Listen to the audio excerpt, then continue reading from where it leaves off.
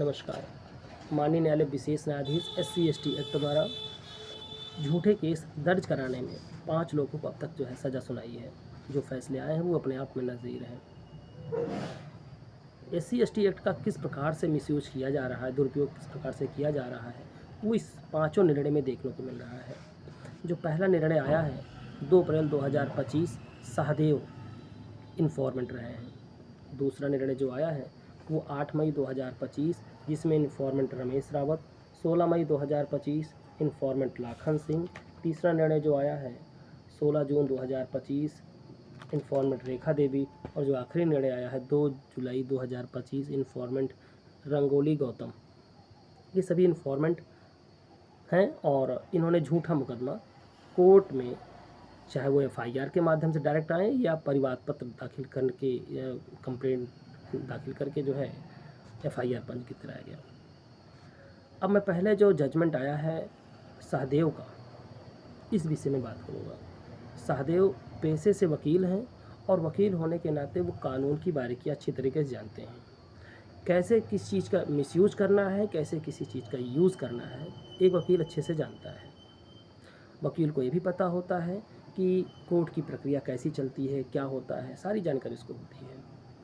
तो 2019 में सहदेव ने एक प्लाट लिया और वहीं पर एक प्लाट आसी-पास उनका प्लाट सत्यनारायण का भी था जो उनके अपोजिट है।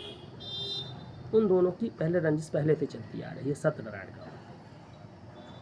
तो सत्यनारायण को फंसाने के लिए 2019 में एक FIR फर्जी कराते हैं और इस तरह से जब FIR हो जाती है तो सत्यनारायण जेल चले जाते हैं।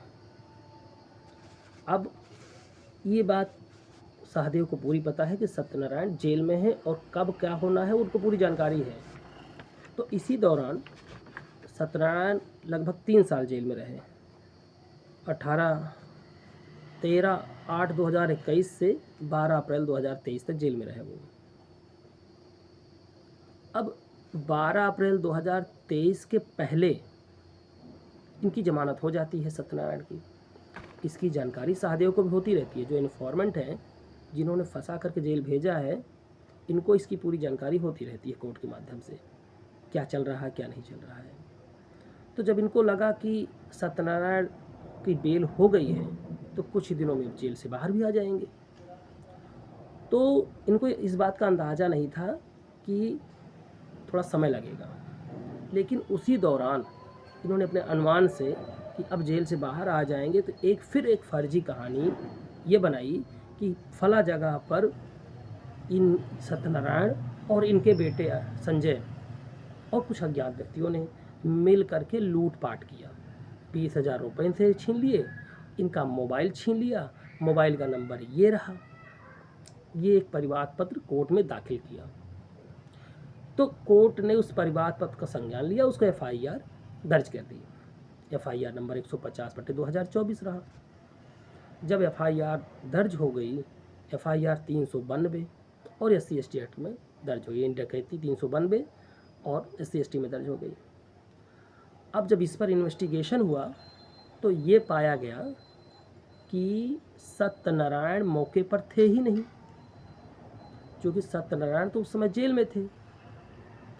बेल तो हो गई थी, जमानत 2 महीने बाद कराया गया क्योंकि बेल बॉन्ड नहीं भरा गया था।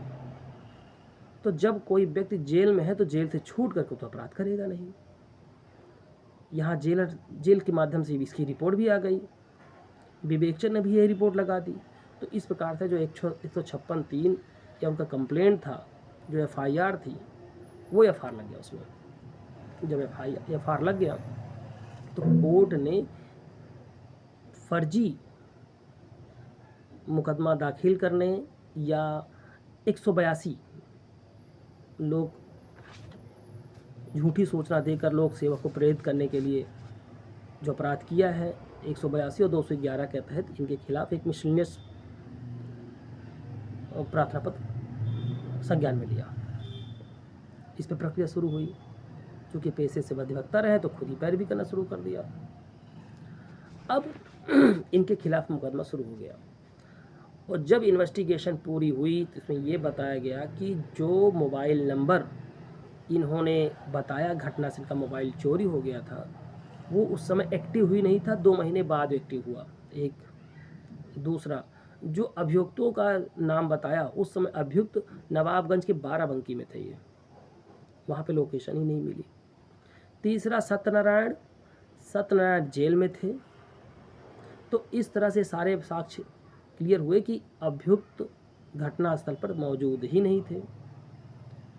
कोर्ट ने यह भी पाया कि सहदेव ने अभियुक्त और अभियुक्त के परिवार के खिलाफ 10 और मुकदमे कर रखे हैं SC/ST कोर्ट ने। उन सभी की एक लिस्ट मंगाई और एक और कुल टोटल 11 मुकदमे इन्होंने किए हैं, जिसमें से 10 मुकदमे अभियुक्त परिवार के लोगों के खिलाफ किया है। तो कोर्ट ने ये पाया कि इन्होंने जो भी सूचना दी या जो भी इन्होंने मुकदमा किया वो फर्जी है। इस पर कोर्ट ने इनको जो है, इनके खिलाफ सारी चीज़ें अगेंस्ट पाई और इनके खिलाफ जब पाई तो इनको जो है 6 महीने 182 के तहत 6 महीने की सज़ा और 211 के तहत 7 वर्ष की कठोर कारावास की सज़ा सुनाई और सभी सज़ाएं अलग अलग चलेंगी। इस तरह से निर्णय दिया।